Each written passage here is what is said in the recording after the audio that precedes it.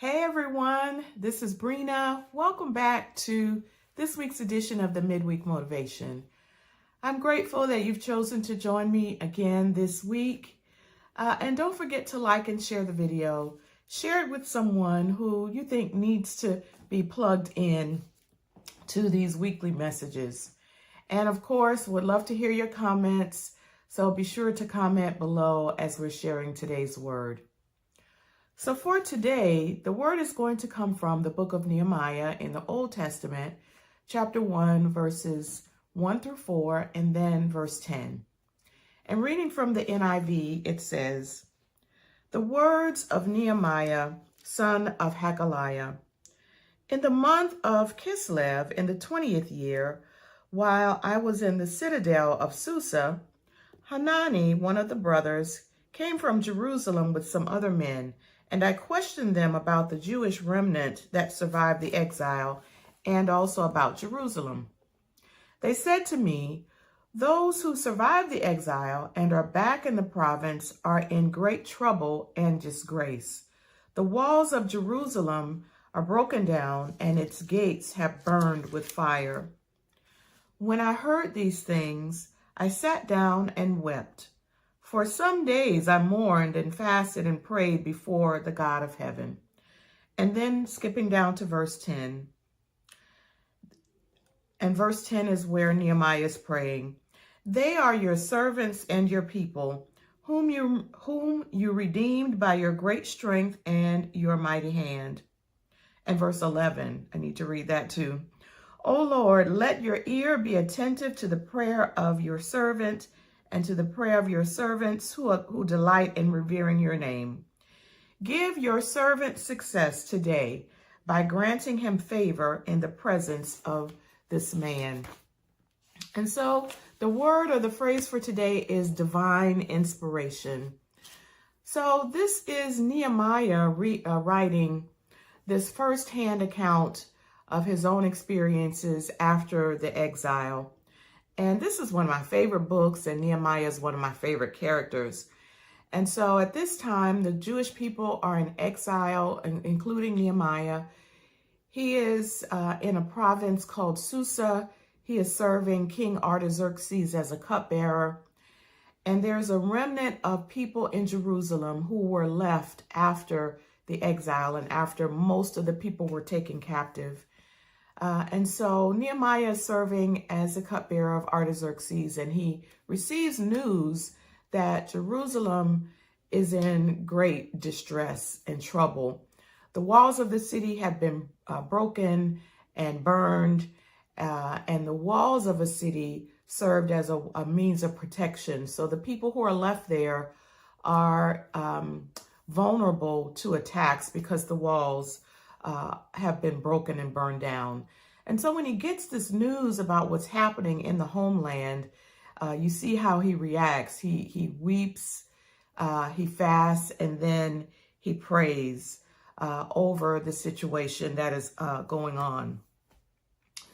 And so I didn't read verses 5 through 9 for the sake of time, but I encourage you to read that because then you'll see the bulk of Nehemiah's prayer to God after he hears this news about what is happening at home. But as he wraps up his prayer in verses 10 and 11, and we did read that, we see that he asks God for success and favor as he plans to go before the king. Now, in his job as a cupbearer, he goes before the king often. His job is to taste the king's cup so that it's not poisonous. So if it is poisonous, guess who dies? The cupbearer. So Nehemiah is in a trusted position of power. He sees the king on a regular basis. And so as he prepares to go to the king after he receives this news, he's praying for success and favor. He's praying and he's asking God for divine inspiration about what to do. Again, that's our word for today, divine inspiration. So Nehemiah is not the only person that can get divine inspiration from God, right? We can too. So divine inspiration are those instructions that we get from God, clear instructions on how to handle a situation, how to handle, how to move forward in something. And this is not just inspiration, but it's divine inspiration. It's inspiration and insight and instruction on how to do a thing directly from God. So how do we tap into this divine inspiration? First, we have to recognize that we have a problem. There's something that we have to solve. And we realize that I can't do it in my own intellect, my own strength. I don't have what it takes to handle this situation. In the case of Nehemiah, he was in an exile situation, and although he had a prominent position, he was taken from his homeland. So he didn't necessarily have the freedom to just come and go as he pleased. And he didn't know what he would be facing in Jerusalem if he would be allowed to go. So he realized that he had a problem that he didn't have the answers to. And so he recognized that I need help. So that's the first step to tapping into divine inspiration. Recognize that you need help. And then seek the one who can give you the help, and that's God. Seek God for the inspiration that you need to handle the situation. In the case of Nehemiah, he fasted and prayed after he learned about the problem. And what's interesting to me is that he didn't try to figure out the problem first, then fast and pray. He fasted and prayed first. He went right into seeking God for insight and direction. Now, it doesn't say in the passage that he asked for guidance, specific guidance or steps, but we can imply based on how he prayed. And again, I encourage you to read the whole chapter, Nehemiah chapter 1. You'll see the prayer he prayed, and we can imply that when he says, give me success as I go before the king, he must have been asking or thinking about asking for some kind of wisdom to handle the situation. And then if you read chapter 2, you'll see that he goes before the king in his position as cupbearer. The king notices that his face is sad, his countenance is sad. And so when the king asks, what's wrong, that's Nehemiah's open door. And so Nehemiah shares with him what he's learned. And then the king immediately says, okay, let me help you. Gives him permission to go to Jerusalem.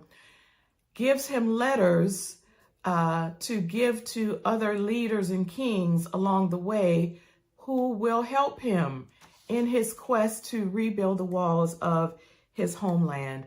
So the king gives him access to resources. Look at how God answers and gives this divine inspiration. Gives him access to the resources he will need to be successful. So as a result of the divine inspiration he gets from God, he has clear instructions on how to move forward, and he has success and favor, just what he asked for in Nehemiah chapter 1. So what does this have to do with us? If you need success and inspiration from God on how to handle a situation and you just don't know what to do, seek God for divine inspiration. Acknowledge that he is God. He is all-powerful. He is your complete source of everything. Confess your sins. You'll see that in chapter 1, Nehemiah confessed his own sins as well as the sins of the people. And then be honest with God.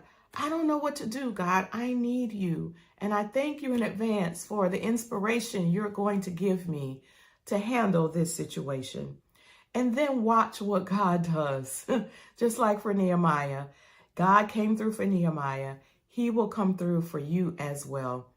I am a witness that whenever I seek God in humility and confession, knowing that I can't do this on my own, God always is faithful and gives me the divine inspiration and the divine guidance that I need to move forward. He gives me success and favor.